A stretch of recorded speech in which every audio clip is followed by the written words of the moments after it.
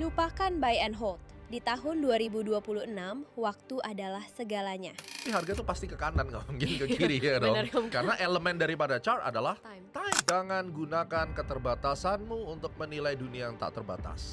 Human body, yang mana isinya 74% adalah air, ya kan? Dan kalau misalnya kita dulu di SD didoktrin bahwa pasang surut air laut berhubungan dengan Bulan. exactly, ya kan? Bagaimana dengan tubuh kita?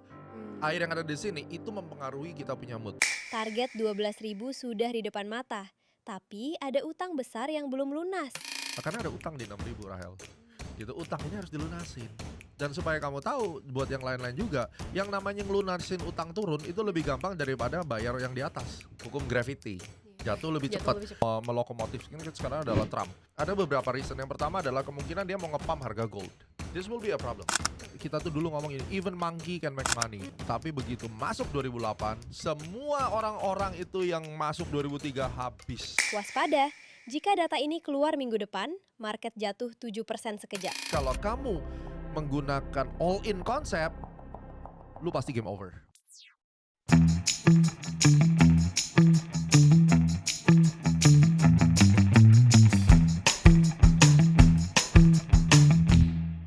Trading saham bisa diajaib.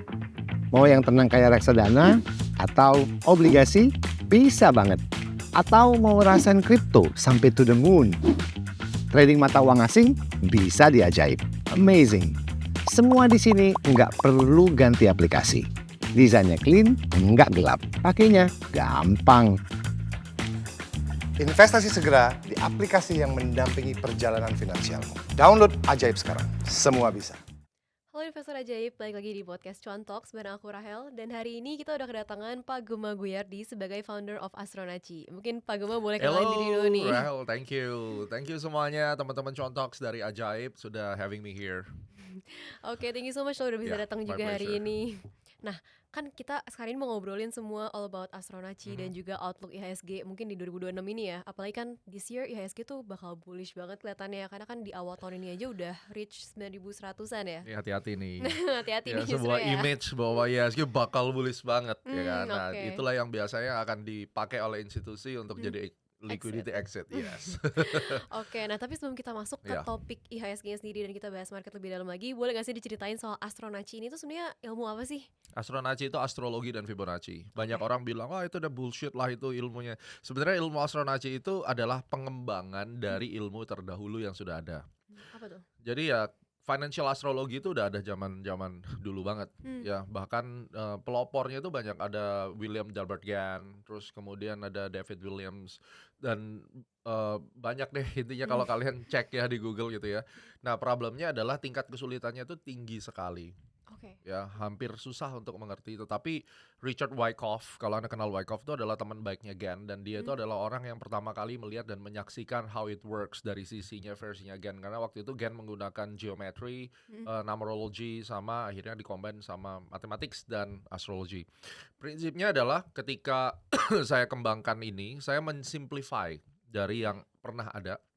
Saya pelajari, waktu itu saya start di market kan 2006 akhir. Saya mulai belajar, terus saya mulai invest 2007, dan saya kena crash 2008. Udah lama banget ya. Mortgage tuh mengerikan banget waktu subprime mortgage, dan akhirnya saya menyadari kalau seandainya waktu itu saya mengerti tanggal berapa saya harus masuk, tanggal berapa saya harus keluar misalnya, itu mungkin saya bisa ngedelay masuk saya atau bahkan masuk setelah crash gitu. Iya. Karena it's all about time. Benar. Pada saat itu ya nggak peduli kamu mau fundamentalnya kayak gimana segala macam. Bumi itu saham sejuta amat zaman dulu. Itu crash. Dulu pernah bumi harga 8.000 sampai akhirnya 50. Anda bisa bayangin gitu ya, sampai jatuhnya segitu. Dan akhirnya membuat saya berpikir it's all about time dan I need to learn. Dan pada saat itu saya belajar dari berbagai macam referensi yang mengajarkan tentang Gann, terus mengajarkan tentang financial astrology, yang akhirnya saya ketemu satu benang merah. 2009 saya temukan bahwa wave analysis itu bisa dikombin sama time. Oke. Karena yang namanya harga itu tidak bergerak lurus ke atas, guys ya. Harga itu kan pasti diagonal ya. Iya.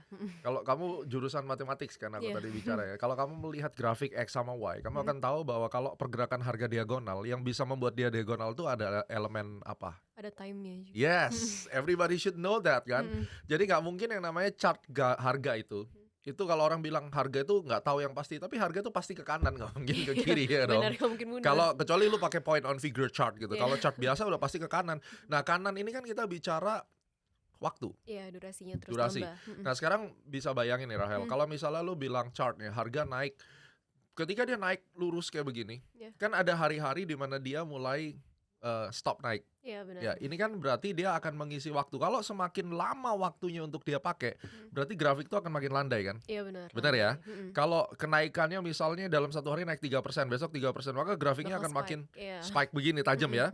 Yang kita cari adalah 45 degree. Oke. Di mana ini ada yang ideal, satu hari 1% atau satu hari 1 unit price. Nah, astrologi itu bicara tentang mengcombine geocosmic cycle. Oke. Ya, cosmic cycle, karena perputaran planet itu ada cycle-nya. Iya, benar. Dan itu kalau kita masukin ke rumus matematika itu akan ketemu di dalam X dan Y tadi, kenaikan kemiringan ini, itu nanti di derajat keberapa atau di tanggal keberapa, dia itu akan berhenti turun. Sebelum lanjut, kita pause dulu yuk. Download Ajaib buat mulai perjalanan investasimu. Linknya ada di deskripsi ya. Oke. Karena Iya. market itu bergerak sesuai geometric and mathematical principle. Dia nggak bisa terus naik begini, dia nggak bisa terus turun, dia pasti akan ada stopnya. Iya, benar. Nah, tugas kita menentukan, kalau marketnya nih lagi drop nih jauh, tugas kita nentuin tuh tanggal berapa dia berhenti turun, kan itu poinnya. Benar, iya. Kan lu pasti Itu nyari target kan. market. Iya.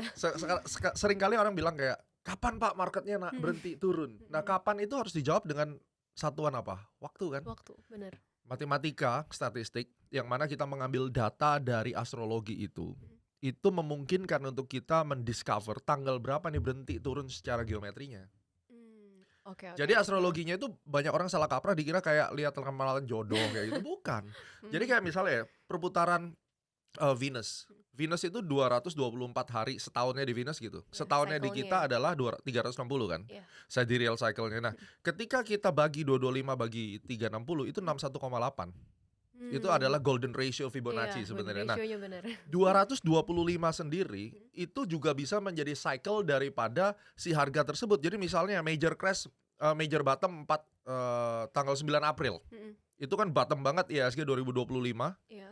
Nah, itu nanti kita bisa hitung berdasarkan daripada perhitungan cycle planetary. Misal 225 hari setelah Crash 9 April itu biasanya akan ada the next new cycle. Half divisionnya atau dibagi sepertiganya. Jadi market itu based on mathematics rule. Nah, Pak, itu kan nggak masuk akal. Itu kan supply and demand based. Supply and demand is a matter of human perception.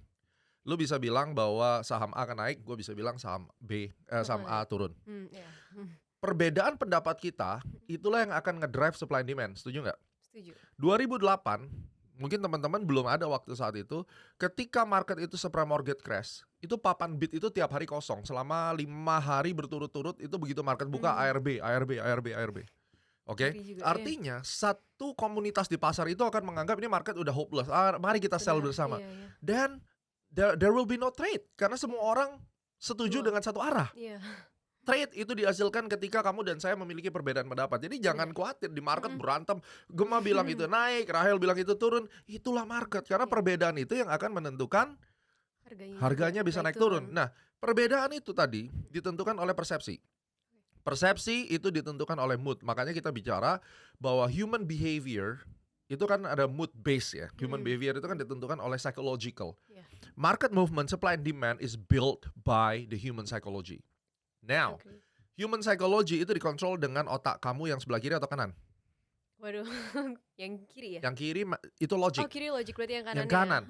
Nah, human brain kita, intuisi, psikologi itu semua di kanan. Dan kalau kamu pergi ke rumah sakit, kamu tes sama yang namanya EEG. EEG, apa tuh? EEG itu otak kamu tempelin, kamu dilihat gelombang otaknya. Oh ya. Ada alfa, ada beta, ya kan? Ada theta, delta, gamma, dan seterusnya.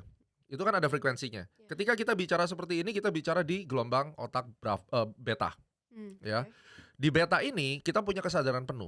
Tetapi kamu tahu kan kalau human itu punya subconscious mind, ya. Dan apa yang ada ini cuma kayak tip of the iceberg dan semua decision kita tuh diambil dari yang di bawahnya, kan gitu ya, alam bawah sadar kan. Nah, alam bawah sadar itu secara saintifik ternyata berpengaruh dengan resonance daripada geocosmic cycle. Oh really? Yes. Kenapa Nah, bisa gitu? That's the nature law. Oke, kamu oke. kalau itu pertanyaan harus tanya ke Tuhan gitu. Kita WA nih Tuhan kenapa Iya. demikian. Jadi kalau misalnya kita sudah bicara ada nature law relationship antara human behavior dan decision making, which is itu disertasi doktoral saya buktikan pertama kali di Indonesia, makanya gue dapat muri kan, bahwa ini disertasi pertama yang membawakan tentang technical analysis dan astrologi untuk menjawab permasalahan time tadi. Time. Kalau seandainya kita bisa tahu rata-rata pelaku pasar nih pesimisnya sampai tanggal berapa misalnya, Iya. ya kan? End of the pessimist selalu reverse. Rebound. Bu Kartini itu dia mengerti tentang cycle maybe. Kenapa dia bilang apa? Habis gelap, Terbitlah terang. exactly. Ya kan? It's all about the cycle. Habis terang nanti Iya, balik benar gelap sih. lagi kan? Iya. Jadi ketika market itu drop, makanya kita berani klaim kepada masyarakat market merah. Ingat Astronaci. Kenapa Pak Gema berani klaim begitu? Karena gue tahu caranya untuk nangkep pisau jatuh itu roughly di tanggal berapa. Oke, Nah, menarik. Pemahaman ini orang itu bisa terpengaruh behaviornya itu berhubungan dengan geocosmic cycle. Sebagai contoh, sorry nih ya, waktu kamu mengalami period siklus menstruasi kamu, orang bilang saya bukan perempuan jadi saya nggak tahu. Apakah betul kamu merasakan ada perubahan psikologi, mood dan seterusnya? Iya sih, karena Betul kan ya? hormonal. Hormonal Iya. ya. Dan itu siklusnya setiap berapa hari? 28 sampai 30. Exactly, 28 hari. Kamu sadar nggak? Sidereal cycle daripada bulan kita Sama ya sebenarnya. exactly 27,9 28 hari ya. Jadi kita sudah bicara tentang human body yang mana isinya 74% adalah air, Air. ya kan? Dan kalau misalnya kita dulu di SD didoktrin bahwa pasang surut air laut berhubungan dengan Bulan. exactly, ya kan? Bagaimana dengan tubuh kita? Air yang ada di sini itu mempengaruhi kita punya mood. Nah, sekarang logika gampangnya. Kalau Rahel dikumpulin di dalam satu market yang isinya perempuan semua, yang kita pilih siklus menstruasinya kurang lebih sama di dalam window 3 hari. Dan pada saat itu semua lagi menstruasi dan diminta untuk mengambil posisi di market. Menurut kamu, keputusan tradingnya itu berdasarkan more emotionally atau logic? Emotional gitu. Exactly. Iya. Ya, artinya apa? Kalau seandainya para perempuan ini diminta trading ketika menstruasi periodnya, apa yang terjadi di market? Maybe volatile, Bener. ya kan? Iya. Maybe decision makingnya ketika loss dikit udah marah-marah, ya udahlah, cut loss aja lah, kan gitu ya. Sementara ada kaum laki-laki atau yang tidak memiliki problem atau mungkin wanita juga yang tidak dalam period itu, dia lebih bisa berpikir logical. baik, lebih logical dan oh ini orang lagi stres, biarin dia sell, dia cut loss semuanya, gua tampung di bawah. Iya. Now you make sense ya. Make sense. Dan siapakah orang-orang ini? Orang-orang ini adalah institusional biasanya. Yang panikan tadi di atas, yang moody itu adalah retail.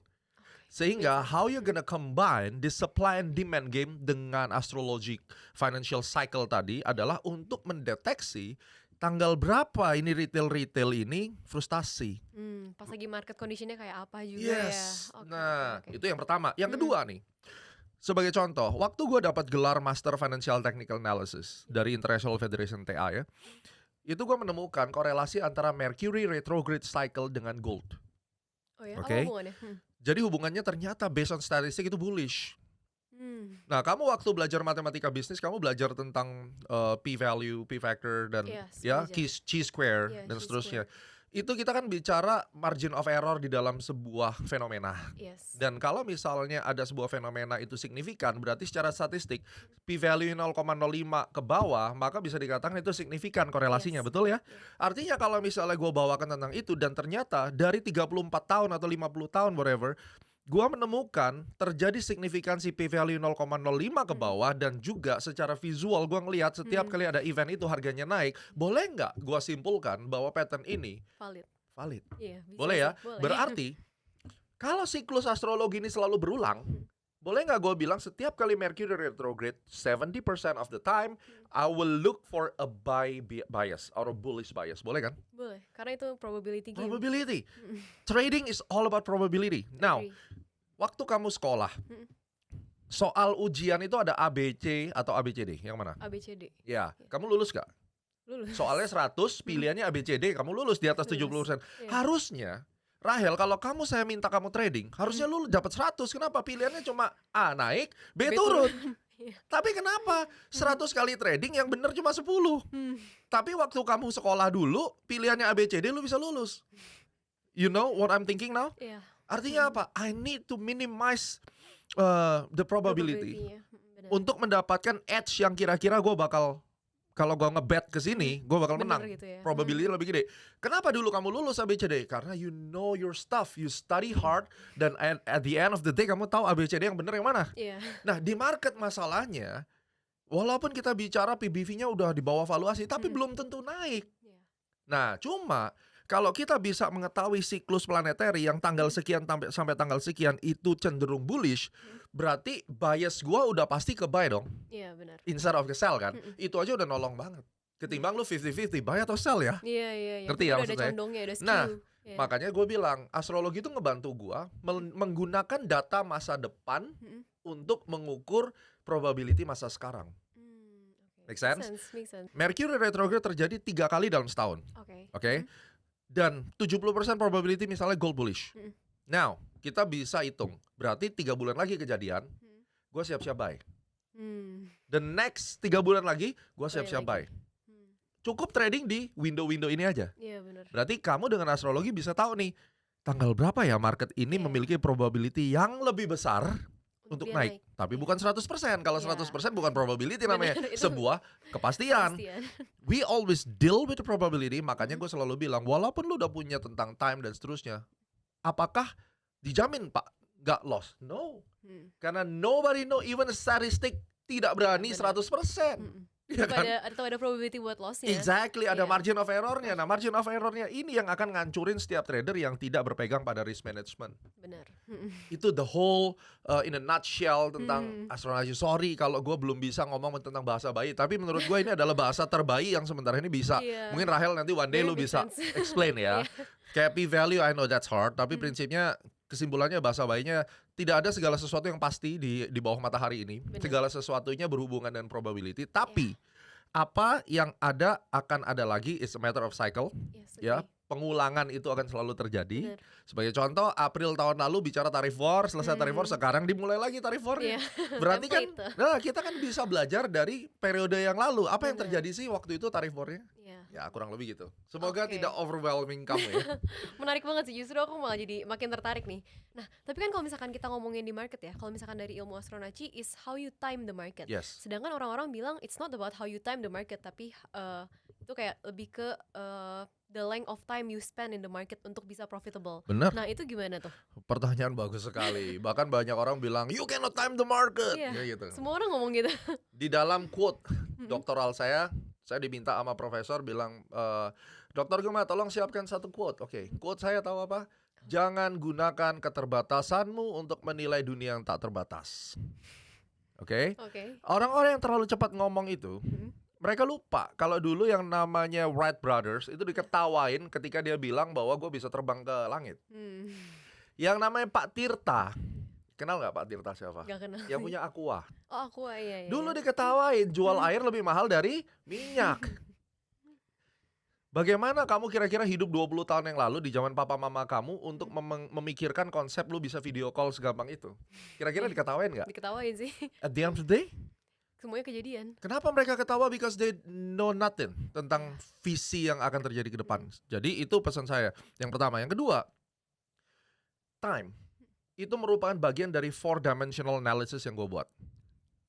Rangkuman gue. Yang pertama, untuk lu sukses di pasar saham, lu harus tahu makro.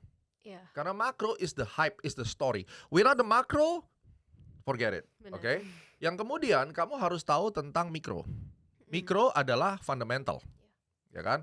Nah, fundamental ini kita bicara tentang valuasi dan seterusnya. Apakah itu perlu? Kebanyakan orang teknikal bahkan mengatakan bahwa itu nggak perlu. Itu juga salah. Trading saham bisa diajaib. Mau yang tenang kayak reksadana atau obligasi bisa banget. Atau mau rasain kripto sampai to the moon. Trading mata uang asing bisa diajaib. Amazing. Semua di sini nggak perlu ganti aplikasi. Desainnya clean, nggak gelap. Pakainya gampang. Investasi segera di aplikasi yang mendampingi perjalanan finansialmu. Download Ajaib sekarang. Semua bisa. Fundamental itu memilih kualitas ikan tuh kayak gimana. Jadi kayak lu ke pasar ikan, lu akan lihat di insangnya warnanya apa. That's Yeah. fundamental. The quality of the stuff itu lihatnya di situ. Technical analysis itu dibutuhkan untuk di mana saya harus beli, harga berapa saya harus beli. Jangan-jangan ntar saya ditipu sama orang-orang di pasar. Iya. Karena fundamental, Rahel, tidak bisa menjawab gue harus beli di mana. Bener. Dia cuma bisa ngukur target price atas. Iya. Dan kalau dia mau beli ya kira-kira standar deviasinya -2, lu bisa masuk misalnya. Iya. Fine. Tapi di harga berapa minus standar deviasi itu bisa ditarik-tarik sama para bandar itu untuk jemputin stop loss juga. Kan gitu ya. Iya. Makanya gue perlu time. Karena time ini yang melengkapi grafik X sama Y tadi. Bener ya. Di tanggal berapa. Terlepas dari mereka bicara, wah itu nggak bisa segala macam. Pertanyaan gue balik lagi. Waktu kamu melihat chart, chart PE, band, chart apa, harga tuh pasti begini kan. Iya, naik turun. Selama kamu masih menggunakan chart berarti you believe in time. Ya dong? Make sense, iya. Karena elemen daripada chart adalah Time. time, X dan Y. Jadi how come you deny this fact hanya karena egomu ketika elemen itu sudah ada di sana by nature. Make Bener, sense? iya, make Ya. sense. Jadi the longer you hold the stocks, you will be the winner selama stoknya bagus. I agree. Yeah. Pertanyaannya, dalam naik turunnya begini, kita sekarang bicara tentang optimasi portofolio. Iya. Apakah buy and hold ataukah ngikutin swingnya? Iya. Once kamu decide ngikutin swingnya, kamu harus mengerti technical analysis. Kalau kamu adalah orang yang I don't care, I hold it for 10 years, just do it, buy and hold. Pertanyaannya, pernah nggak Pak ada yang menguji lebih bagus mana returnnya? Iya, pernah nggak tuh ada? Charles Henry Dow. Siapa itu? I don't know. Dia yang bikin indeks Dow Jones. Oh iya. Dan dia yang bikin Dow Theory. Jadi dia siapkan portofolio tahun 1890-an. Yang satu diisi $45, Yeah. yang satu $45 selama 10 tahun kalau tidak salah. Yang Yeah. satu buy and hold, Yeah. yang satu Di-trade. ngikutin swingnya. Oke. Bukan trading tiap hari ya, konsepnya juga bukan kayak oke, di scalping ya. intraday mari scalping. Itu most likely yang scalping ini nggak tahan mental rugi. Bener. Oke, tapi dia ngikutin swingnya, dia ngikutin based on Dow Theory Law. Yang $45 ini tadi, kalau buy and hold selama 10 tahun waktu itu jadinya 2.500. Oke. Yang di swing? sini jadinya 44.600 sekian. Oh.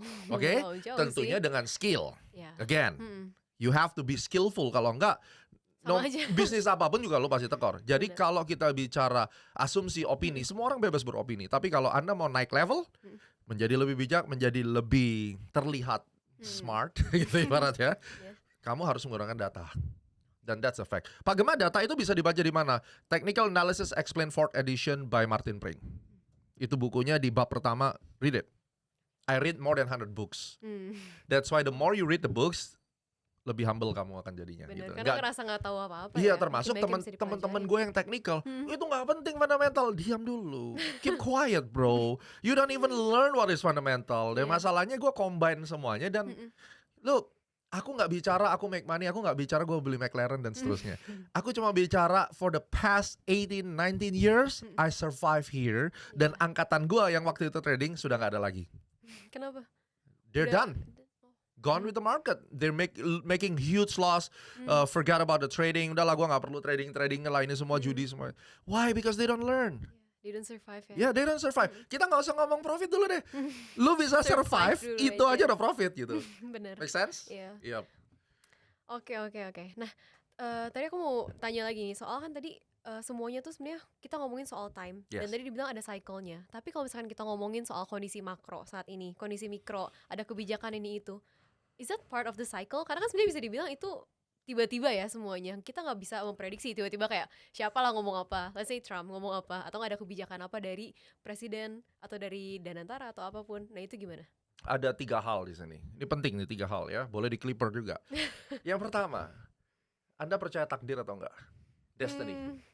Setengah-setengah sih. Setengah-setengah. Ya. Kalau Anda mempelajari tentang predestinasi, Anda akan tahu bahwa segala sesuatu yang akan terjadi itu tidak keluar daripada yang sudah direncanakan dari Sang Pencipta. Terlepas whatever Tuhan mulai ya. Iya sih. Ada yang percaya di Muslim dia menyebutnya Allah, ada yang percaya Tuhan Yesus di Kristen, whatever. Tapi kita bicara tentang konsep predestinasi. Kalau kamu mengerti dan pelajari tentang itu, kamu tahu bahwa apa yang akan terjadi masa depan itu udah di-create. Sehingga ada orang yang mengalami, dia bisa melihat, dia punya premonition apa yang akan terjadi dan it's happen. Sebuah leak dari masa depan, sebuah kebocoran dari masa depan dia bisa tangkap. Itu basicnya dulu. Jadi tidak ada yang kebetulan. Iya. Karena tidak ada yang kebetulan itu, maka kita menyepakati bahwa semuanya cycle itu pasti bekerja dan ada pengulangan. Oke. Oke, sampai ada bilang, oke 1929 adalah Great Depression. Mm. Nanti akan ngulang lagi 60 tahun kemudiannya gebrakan Sumarlin di Indonesia 1989 is market Iya. crash kan gitu. Terus Iya. 2008, kemudian nggak lama tambah 12 tahun meleset dikit jadinya COVID kan gitu. Benar. Kalau kamu percaya ada predestinasi, dan kamu percaya cycle.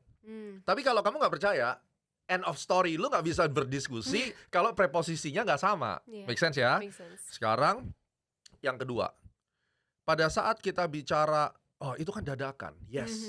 Ini secara ripple, kalau kamu lihat gelombang di laut, ada yang namanya ripple, percikan-percikan yang kecil-kecil. Ini yang bikin orang mati. Makanya banyak orang punya asumsi, tahan lama lebih baik. Iya. Karena itu ada benernya. Kalau kamu fokus kepada yang ripple-ripple ini, kamu bisa sakit jiwa ngeliat market pum kayak begitu ya. We don't do that. Tapi di tengah event ripple-nya itu, kamu akan lihat sebuah cycle-cycle yang penting. The power of three. Apa artinya, Pak? Terjadi sebuah major reversal karena misalnya Trump mengatakan sesuatu. The power of three itu mengatakan minimum turunnya tiga candle merah, dan the next day will be consolidation. Itu kayak the power of three gitu ya. Saya nggak ngomong astrologi dulu, ini bicara numerologi yang terjadi di market gitu. Cycle market, the power of three, the power of 9, the power of 13. Kok tahu, Pak? Tom DeMark. Take a look, the DeMark cycle. Dia udah mengcoding market, cycle ke-9, cycle ke-13. Misalnya seperti itu. Jadi di tengah ripple tadi, itu masih bisa kita detect di tanggal berapa ripple-nya ini berhenti dan menjadi Balik lagi. reaksi. Contoh, ini hukum aksi reaksi. What does Newton say? Hukum Newton yang ketiga. Di mana ada aksi, ada reaksi kan? Iya, benar. Ya kan? Jadi ketika market itu dihajar dengan sebuah keputusan tarif war, itu aksi. Nanti marketnya react. Akan react. Iya. Nah, dari aksi ke reaksi itu bisa diukur. Tentunya tidak semua market bilangan daripada cycle-nya sama. Iya. Gold beda sama stocks. Stocks pun ada BRI, ada PANI, ada whatever. Itu cycle-nya beda-beda. Benar. Nah, tugas Anda adalah menemukan the fixed cycle atau repetitive cycle yang ada. Jelas di sini. Yang ketiga, kalau kita bicara tentang news, kita harus tahu, mau seberat apapun, mau serandom apapun newsnya, akan ada market institution atau pembuat story itu yang nungguin di bawah. Oh iya, benar. Karena konsepnya tetap sama. Untuk dia bisa naikin barang, dia harus mendapatkan rata-rata yang murah dan mengambil dengan jumlah banyak sebelum dia lempar ke atas. Benar. Ya kan? Berarti yang harus kita lakukan dengan ilmu astronaci adalah, makanya kenapa selalu gue bilang market merah, ingat astronaci. Ketika market merah, lu harus hitung tanggal berapa kira-kira si institusi ini akan nyikatin semua stop loss orang, dihantam semua retail tuh stop lossnya di area-area yang biasa mereka pakai, kemudian dibalik ke Dibalikin atas. lagi. We can try sekali lagi untuk menghitung di tanggal berapa dia akan melakukan penipuan tersebut. That's the three things. Berat ya? Wah, Berat nih. you need to repeat this video over Yeah. and over and over again. Pelajarin. Iya, tapi menarik banget sih, karena ya benar juga, I agree. Market itu kan it's all about psychology. Yes. Ya, Yeah. dan cycle ini kan bergantung sama psychology itself. Karena it's about action and reaction again Yeah. tadi. Sesuai banget sama Now you Newton law. understand. Ya, tadi kan di awal Pak Gema udah ngomong nih, kalau IHSG udah reach all time high, another new all time high lagi, 9.100-an, mungkin hari ini koreksi sekitar 1%-an ya.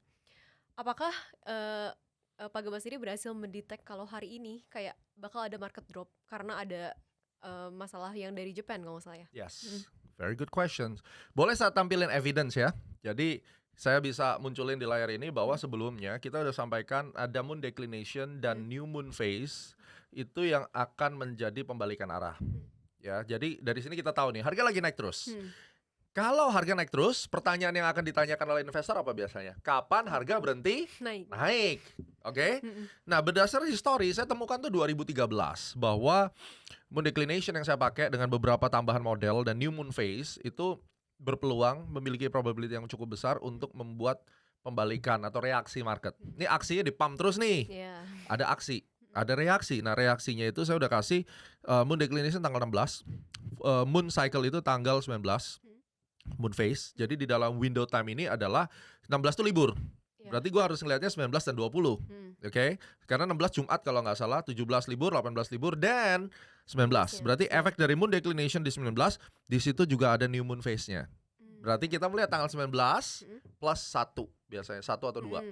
Itu kita bersiap-siap untuk terjadinya reaksi. Nah ini yang kita hitung. Oke, sekarang bener-bener turun nih. Waktu kita syuting ini kan kita nggak tahu kapan ini diupload.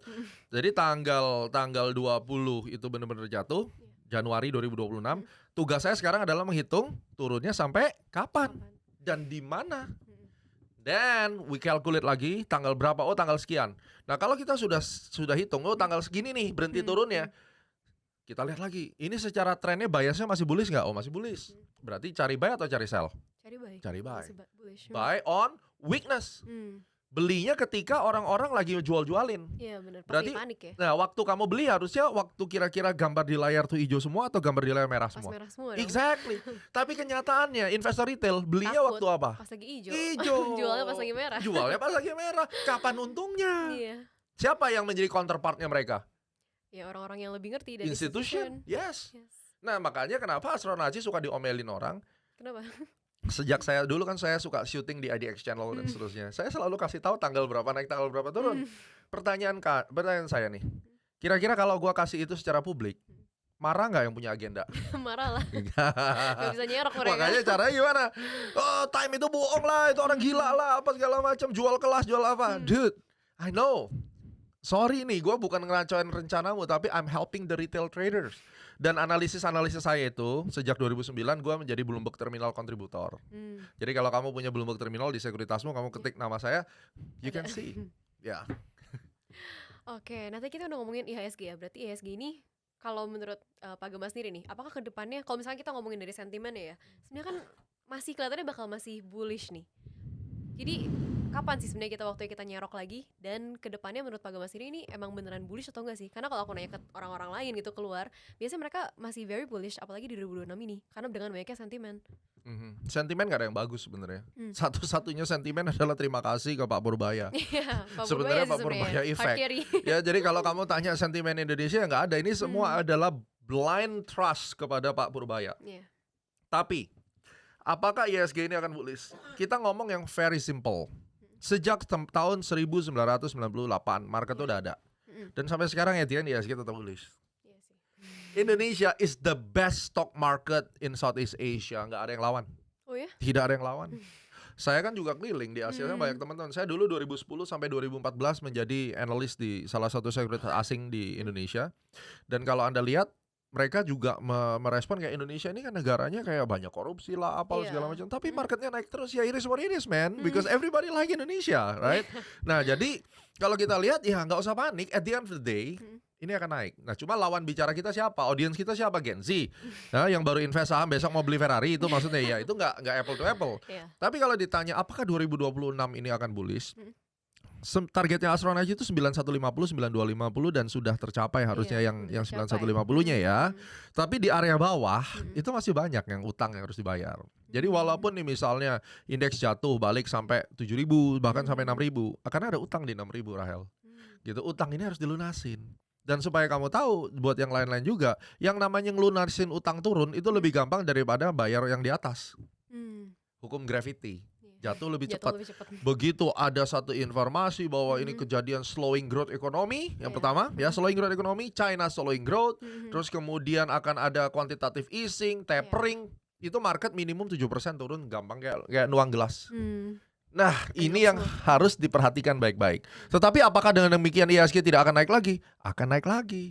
Terus Pak Gemma punya target nggak untuk jangka panjang sekali berapa? 3 tahun? Target saya 12000. 12.000. Sekarang masih di 9.000. Yes. Itu target saya. Dulu waktu saya bilang di tahun 2025 awal banget, Januari kalau nggak salah, saya tuh diketawain. Saya bilang IHSG akan ke 8.500, 600. Itu ada di YouTube-nya Astronaci sampai detik ini masih ada. Cari. Saya bilang IHSG itu 8.600. Diketawain. Waktu itu belum ada yang namanya Pak Purbaya. Belum ada loh. Nah, Pak Gemma tahu dari mana ke sana? 2 ilmu. Yang pertama saya menggunakan price action analysis, yang kedua saya pakai astrologi projection. Pakai gambar itu dia bisa dihitung secara statistik tuh ngitung larinya sampai kemana. Well, 86. Terus Apa Pak story fundamentalnya? Saat itu gua nggak tahu. Mana aku tahu ada yang namanya Iya. Pak Purbaya bakal Tiba-tiba nongol. nyeletik, iya. Tiba-tiba nongol lah satu hero ini yang disebut Pak Purbaya ini. Iya. Jadi Purbaya Effect. Ya sudah Benar. match. Iya. Langsung 9.000. 9.000. Masalahnya waktu saya bikin itu saya have no idea at all, dan bahkan saya meragukan diri saya sendiri, mungkin lu salah. Masa sih Indonesia kayak gini bisa ke situ? Karena waktu itu IHSG lagi berapa ya? 6.000-an Iya, something iya, kan, dan iya. gak kemana-mana. Nggak kemana-mana. Udah lama banget itu. Ini Iya. kejadian tahun 2011, Rahel. 2011 itu saya diliput oleh Forbes Magazine. Pertama kali dalam hidup saya masuk Forbes. Itu di bulan Juni 2011. Ditanyain, lu katanya bisa ngitung time ya? Iya. Oke, kita kenalin sama wartawan kita di Indonesia gitu, dari Forbes calling. Oke, gua akan liput lo, tapi lu harus bikin analisis 1 bulan untuk edisi kita bulan Juli. IHSG itu kemana dan di tanggal berapa? Mampus gak coba? Hah? Dan itu printed in their Iya, magazine, printed, iya. printed. Nah, kalian bisa lihat nih apa majalahnya ini. Di majalah ini gue tulis, waktu itu IHSG masih 3.800. Saya tulis akan ke 4.100 tanggal 25 Juli. Kejadian. Kejadian. Persis. Sama kan? Nah, yang lebih ngerinya pada saat itu ada konsensus analis di koran kontan waktu itu yang mengatakan 10 analis termasuk saya, 9 itu nggak akan nyampe tembus 4.000. Saya doang yang 41. Satu Mati. gain 9 tuh. 3 minggu saya nggak bisa tidur. Kalau salah I'm done man, ya kan? Karena printed, gak bisa diapain. Printed gue nggak bisa buka. Dan ternyata hasil printed ini terbukti sampai sekarang dan menjadi history. Exact tanggal 22 itu hari Jumat, tanggal 25 mereka nyampe IHSG 4.100. Wow. Waktu itu masih 38. Jadi kurang lebih sama ini sama kan. Waktu itu Iya. masih 6.000-an. Gue bilang 86. 8.600. Ya nggak kaget, semua orang bilang gue gila. Pertanyaan yang berikutnya adalah, kan lu udah tahu kenapa lu nggak beli aja, nggak make money, nggak pastiin aja jual rumah, jual istri, jual semua itu. Hey, we're dealing with probability. Yes, Kita benar. tetap harus Ada apply margin of error. Rich. Iya. Kita bukan all in gini. Kita nggak bukan di dunia yang all in kayak meja judi ya, masukin all in. Ya lu matilah. Jadi supaya kita lebih bijak aja. Walaupun saya tahu, tapi belum tentu terjadi. Then I have to apply risk consideration. Make sense? Make sense. Yep. Oke, nah tapi kan kayak gini ya, kayak Pak Gema kan udah tahu nih. Dan tadi udah kayak berhasil nebak yang 4.100, yang 8.600 juga. And you know the cycle, you understand the cycle, you understand the human psychology. Kenapa Pak Gema mau share ini ke orang-orang? Bukannya itu bikin Pak Gema sendiri tradingnya lebih susah, investnya lebih susah? Very good question. Banyak orang bilang, itu dasar penjual ludah, jual kelas. Kalau dia tahu apa gunung harta karun, ngapain dia share Iya. petanya ya? Kamu Gen Z bukan ya? Gen Z. Itu omongan keluar dari Gen Z sama milenial yang tidak melihat, menelaah secara mendalam. Makanya gue bilang sekali lagi, jangan sembarangan ngomong kalau kamu nggak ngerti. Sekarang gini, saya tanya sama kamu ya. Kalau sekarang saya share ilmu saya, oke? Terus kemudian semua orang belajar dengan baik, mereka ngerti. Dan semua orang mau berpartisipasi di market. Menurut kamu, sebuah saham, nih ada saham ajaib misalnya. Saham ini, kalau partisipan marketnya 10.000 orang, sama partisipan marketnya 1 juta orang, akan lebih bagus mana? Kalau lebih enteng naik yang pas 10.000, tapi pas lagi lebih efektif ngomonginnya yang 1 juta. Oke, kenapa kamu bisa bilang yang 1 juta lebih baik? Karena lebih efficient market. Good, you learn about it? Wow, I'm surprised. Ini salah pertama kali host gua ngerti tentang efficient market. Market yang lebih banyak pesertanya, ini akan semakin kecil kemungkinannya di cornering. Benar sih. Ya, ngerti cornering kan? Ngerti. Cornering itu artinya apa? Emiten dan beberapa geng mafianya itu sengaja ngumpulin barang gitu, terus kemudian dia goreng-goreng sendiri. Tapi kalau di sini isinya 1 juta orang, satu, market cap-nya jadi lebih besar. Iya.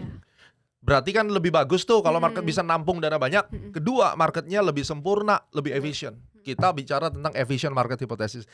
Teman-temanku Gen Z ngerti nggak tentang ini ya, belajar sama Rahel. Jadi jangan bully-bullyin gua gitu. Jadi artinya kenapa gua share supaya semua orang tuh mengenal bahwa ini loh ada wahana baru yang bisa memberikan tambahan income. Iya. Bukan bikin kamu keluar dari pekerjaanmu lalu besok langsung jadi trader saja, itu salah kaprah.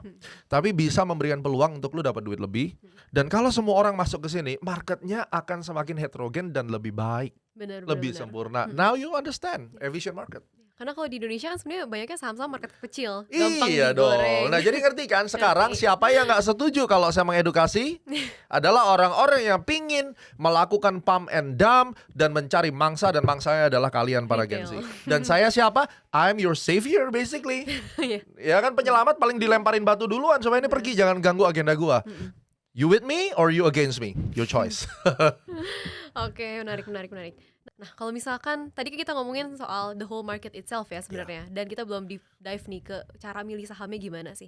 Itu apakah bisa pakai ilmu astronaci juga? No, kalau kita bicara cara milih saham, let's make it simple and make sense ya.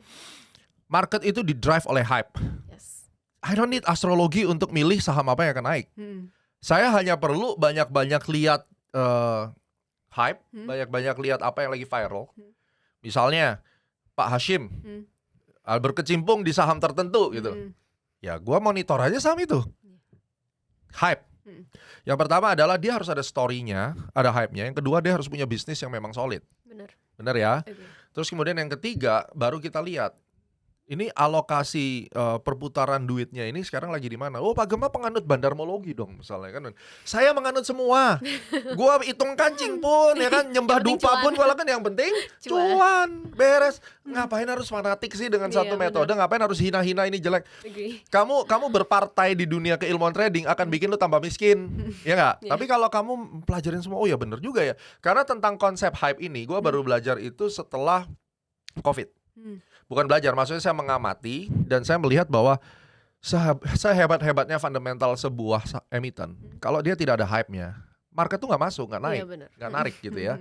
Dan juga dari sini baru kita lihat secara price action-nya, di harga berapa sih dia itu bisa untuk kita masuk, di harga berapa para institusi itu akan masuk. Banyak tekniknya, kamu bisa menggunakan volume profile, kamu bisa mencari dengan chart pattern, dengan macam-macam lah ya. Wyckoff teori, akumulasi distribusi juga bisa. Nah, jadi setelah saya menemukan fundamental dan macro story-nya, baru saya lari ke technical. Oke. Setelah itu baru saya hitung pakai time, dan baru saya masukin model astrologi secara planetary. Ini barang tuh flow-nya akan ke atas gitu atau ke bawah, Iya. atau sideways. Nah, di situ saya masukin watchlist dan analis saya di E-Club Super App. Jadi kan kita ada app tuh, market research ya. Jadi membership based lah. Jadi orang kan join ke sana kan untuk dapetin research. Nah, kita punya 10 analis. Analis itu udah dibagi. Kerjaan lu adalah mencari hype, kerjaan lu adalah mencari ini perputaran duitnya di mana, cari tanggalnya dan seterusnya. Akhirnya mereka ngumpulin, "Pak, confirm nih probability ini bakal naik." Nah, dari situlah kita sajikan itu di E-Club member. Kurang lebih kayak gitu. Oke, berarti tetap lihatnya dari makronya dulu ya. Makro. Makanya tadi pertama bilang kalau tanpa makro nggak akan bisa. Bisa, tuh four sebenarnya. dimensional itu dimulai dengan makro karena menjawab why. Iya benar. Bentar ya. What-nya dijawab dengan fundamental. Where, technical. When, astronacinya. Astronaci. Time Jadi trading. ada flow-nya ya semuanya. Yes. Oke. Nah, kalau kita ngomongin soal makro nih, kan sekarang ini makronya misalnya secara makro lagi di kondisi yang bahaya ya. Maksudnya banyak geopolitical tension, ada rumor mungkin bisa ada sampai World War III. Kayak semoga nggak kejadian juga. Nah, kalau itu sendiri menurut Pak Gema itu bakalan jadi kayak sekarang ini tuh bakal arahnya kemana sih? Ke sektor apa yang harus diperhatiin? Let's say kalau misalnya sekarang geopolitical tension udah jelas kan, komoditi tuh naiknya kenceng banget dari awal tahun ini. Kalau menurut Pak Gema sendiri, flow-nya akan kemana? Ya, saya setuju geopolitical itu akan menyebabkan disruptif daripada apa yang ada lah intinya. Apalagi yang melokomotif ini kan sekarang adalah Trump. Yes. Trump ini kan dia selalu mengambil kebijakan yang munculnya di weekend, terus kemudian yang di luar ramalan BMKG lah ya ibaratnya ya. Mau-maunya dia aja kan bikin kan, bisa Venezuela dirampok dalam semalam ya. Itu tidak pernah terjadi sepanjang sejarah. Crazy. Lu mau pakai teori apapun, lu nggak bisa ngepredik ini. Sampai Pak Gema tahu nggak ya kalau dia itu akan menginvasi menculik presiden mana, Siapa gua yang tahu lah. Itu kan kayak perampok sebenarnya kan. Who knows? Tapi kita bisa lihat reason behind. Ada beberapa reason. Yang pertama adalah kemungkinan dia mau ngepump harga gold misalnya. Oke. Jadi goldnya mau dinaikin sampai sekarang value-nya udah 1 triliun US. Dan kalau lu lihat debt ceiling-nya Amerika itu 1 triliun. Jadi yang pernah gue dengar dia mau square off antara nilai itu dengan cari hal-hal kayak begini. Yang kedua, dia memang mau akuisisi, mau menjajah bangsa lain, ngambil natural resources-nya. Jadi kalau kita lihat, ada kemungkinan besar Amerika ini ngelihat tentang 1 triliun dolar yang ada dari debt ceiling interest. Bunganya kan 1 triliun nih. Yeah. Dia cari bayarannya kemungkinan dia mau square off dari harga gold. Jadi semua keributan ini tujuannya adalah untuk nge-pump gold. Dan sekarang nilainya udah mencapai 1 triliun US. Make sense ya? Make sense. Ini konspirasi. Iya. Tapi ya kita Mungkin lihat aja. motif. Kita Iya. lihat motif kan. Sama kayak COVID dulu lah. It's all about the business. Now, problem berikutnya adalah mereka mengambil alih natural resources yang mana pada saat itu mungkin membuat market porak-poranda gitu ya. Wah, ini dijajah segala macam perang. Tapi kita bisa lihat pada saat minyak diambil, dia akan mengirimkan company-company dia untuk mengambil minyak dan Minyaknya. seterusnya. Nah, secara sentimen ini akan berpengaruh ke emiten-emiten yang sejenis. Nah, tapi on the other hand ada problem. Problemnya adalah ketika Eropa itu perang tarif lagi. Nah, ini bermasalah. Karena dengan adanya Amerika itu menetapkan 10%, kalau lu nggak mau ngasih Greenland gue naikin ke 25%, itu akan menyebabkan si Eropa ini kan importnya itu gede-gedean ke Indonesia maupun ke China. Iya. Karena apa dia import? Dia import bahan baku untuk dikirim ke Amerika. Kalau ini dia stop, dia akan berhenti import, maka kemungkinan besar akan berdampak pada neraca perdagangannya Indonesia ataupun China. Terus slowing growth, lalu inflasinya naik. Nah, ini menjadi problems. Otomatis kalau nanti isunya adalah hal-hal ini, ya kita harus mencari saham-saham yang tidak berdampak dengan hal ini. Kebanyakan saham Konglo biasanya, ya kan? Makanya kan banyak saham Konglo waktu Naik tarif war semua, naik, iya. saham-saham yang berhubungan dengan makroekonomi diem. Iya, benar. Nah, tapi nanti bisa kemungkinan dibalik. Bisa aja nanti yang Konglo ini sudah overheat, dia di dropin dulu Iya. untuk membalance market. Caranya gimana? Ya saham-saham yang big caps ini, banking dan seterusnya digantian diangkat. Naik ya. Kurang lebih gitu. Oke. Nah, tadi udah sempat mention juga saham-saham Konglo kan. Sekarang ini saham Konglo naiknya dari tahun lalu sampai ditarik ke sekarang tuh kan udah gila tuh, ratusan ribuan %. Do you think the bubble is near? Saham Konglo itu nggak akan nyebabin bubble. Bubble skala apa dulu nih? Bubble skala mungkin di yang grup-grup Konglonya kali ya, lebih ke- Ya bisa jadi. Kalau itu kan saham-saham kecil ini kan bukan merupakan saham yang akan merontokkan satu IHSG sampai hancur 20%. Iya. Bubble yang saya concern adalah bubble-bubble seperti tahun 2008. Bubble daripada Dari makronya bisnisnya, makronya, bukan bubble dari stock marketnya. I don't care masalah dia mau naik ribuan persen. I don't know, ya kan? Orang-orang yang tahu harganya bisa naik sampai ratusan ribu persen itu juga, iya saya nggak nuduh, tapi ya dapat bisikan lah gitu loh. Tapi kalau kamu nggak punya network ya agak susah gitu, ya kan. Jadi kalau misalnya dikatakan apakah ini saham akan membuat bubble, ya mungkin di saham-saham yang Konglo ini Yang akan related aja yang ya, related ya. akan bubble. Tapi kalau the whole market, kita perlu adanya krisis dari sisi Makronya, domestic problems makroekonomi, karena tetap you have to stay in makro, karena makro itu dampaknya lambat. Justru karena makro dampaknya lambat, maka efeknya akan long lasting, bisa sampai Iya. 7 bulan, bisa sampai setahun gitu. 2011 itu kalau nggak salah Middle East War. Iya. 2013 itu adalah slowing neraca perdagangan defisit Indonesia. 2015 itu kasusnya ada slowing growth daripada China dan ekonomi, termasuk devaluasi yuan segala macam, itu 2015. Nah, kamu bisa lihat dari event-event ini itu efeknya bisa setahun, bisa setahun setengah. Iya. Ya, COVID efeknya 1 tahun Setahun. gitu ya. Tapi bagus efeknya. Recovery-nya cepat. Iya. Tapi kalau yang model kayak 2015, wah marketnya down, sideways dan seterusnya. Ini yang kita nggak mau sebenarnya. Gitu. Tadi kan kita udah ngomongin banyak nih tentang psychology, about market, dan lain-lain semuanya. Dan yang Pak Gema lakuin di sini adalah untuk ngebantu para retail investor supaya bisa cuan dan bisa survive di market, right? Nah, kalau misalnya kita ngomongin soal retail ya, udah pasti mereka kan psychology-nya, apalagi yang baru masuk di 2025, mereka dikasih market sebullish itu, masuk apapun cuan. Itu Pak Gema ada nggak sih kayak mungkin apa ya, tips lebih dari ke sisi mental dan psikologinya untuk para retail ini? There's no free lunch in the market. Apa yang kamu dapat mudah sekarang, mereka akan ngambil dengan mudah. Sebagai contoh 2003 sampai 2007. Saya masuk 2006, 2007, berarti gue tuh masuk ketika udah mau cuci piring. Ya. 2003, 2007 Rahel, kamu sampai kita tuh dulu ngomong ini, even monkey can make money. Lu ngeklik apa aja cuan. Oke? Monyet pun cuan gitu.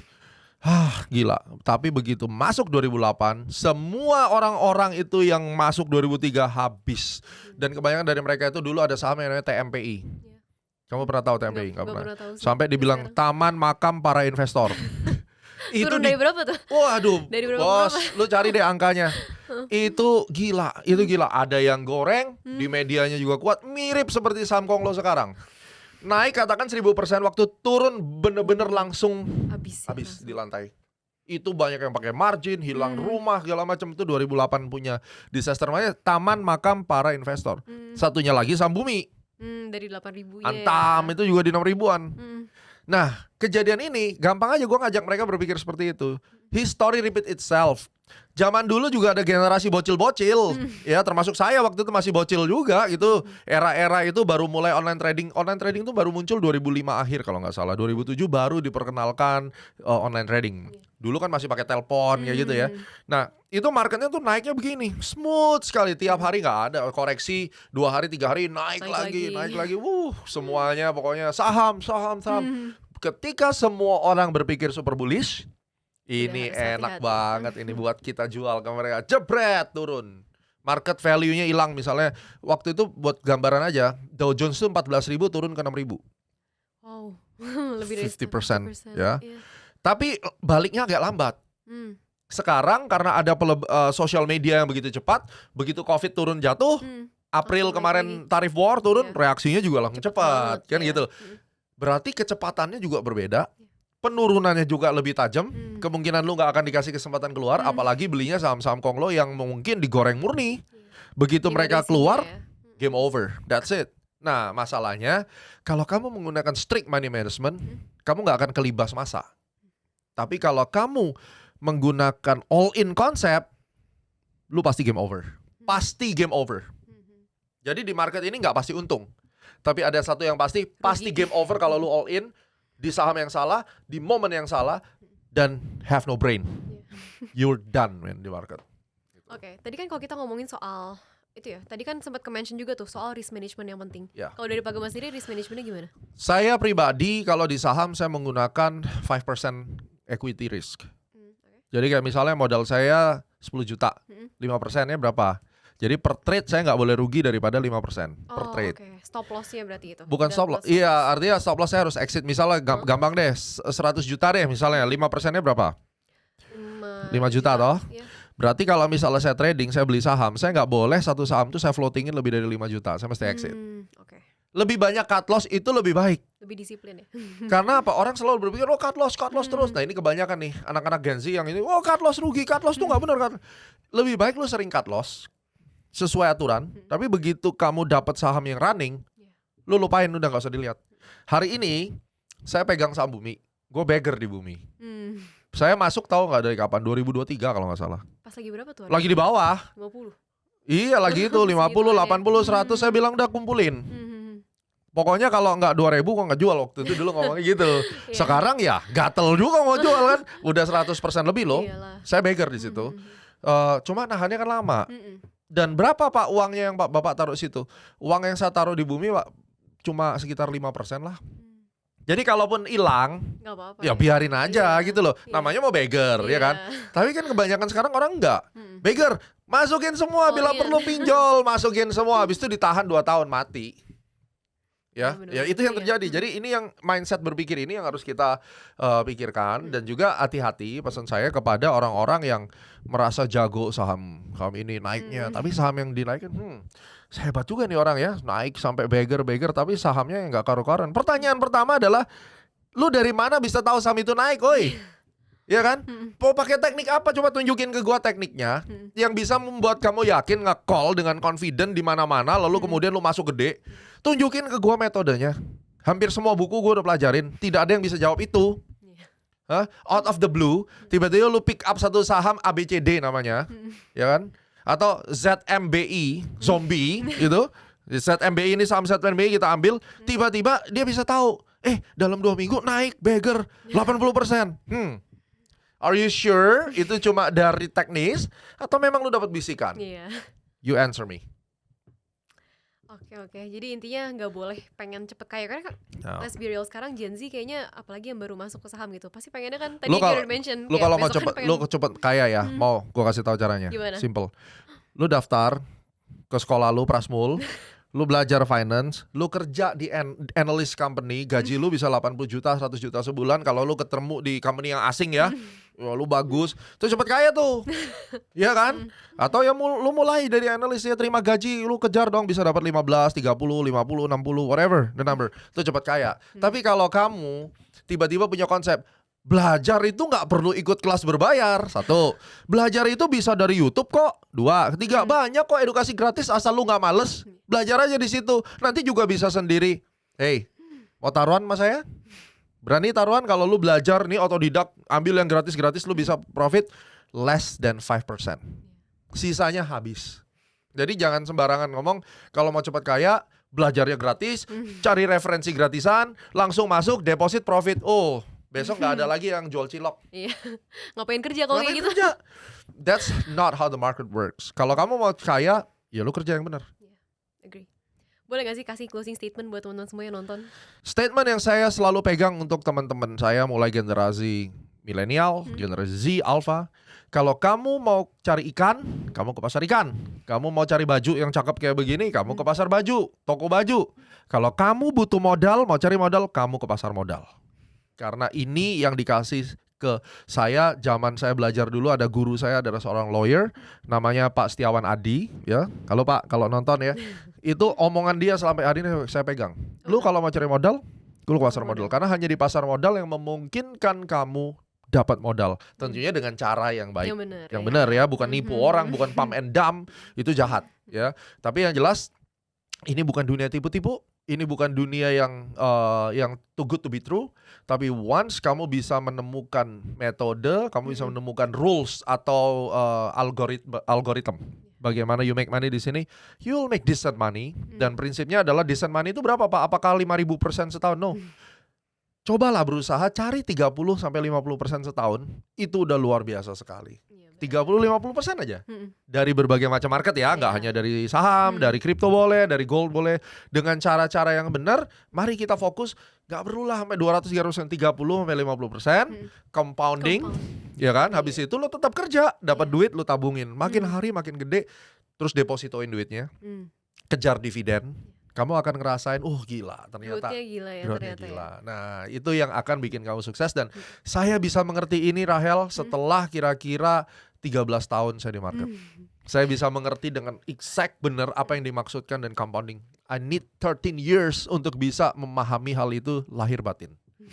So it's kind of journey for everyone. Ya, there's no freelance, gak ada waktu yang cepat. Everything is a process. If you love the process, you will get a result at the end. Oke, mungkin nih jadi tamparan juga kali ya buat teman-teman Gen Z semua yang pengennya cepet kaya, langsung quit their job, No. masukin semua trading and everything. Tapi Tapi semuanya kan butuh itu journey pelajaran yang juga, panjang. itu bagian dari proses hidup. Nanti kan Yes. mereka akan gagal ya. Iya. Dan mereka akan lebih Belajar bijak ya. belajar dari kegagalan. Oke, jadi it's a long journey ya. Long journey, and I still learn until today. Udah berapa belas tahun tuh, jadi Oh. jangan berharap 1-2 tahun langsung profitable, konsisten, gila. Kenapa? Karena sebagai closing, jangan pernah berhenti belajar, karena hidup tidak pernah berhenti mengajar. Benar. Agree. Setuju ya? I Alright. love that statement. Oke, thank you so much Thank Pak you, udah Rahel. sharing hari ini. Benar-benar semuanya obrolannya kayak benar-benar kayak ngebuka pikiran banget sih. Ya, so I'm hoping teman-teman juga bisa belajar banyak dari podcast hari ini. Thank Oke, you. salam time trading.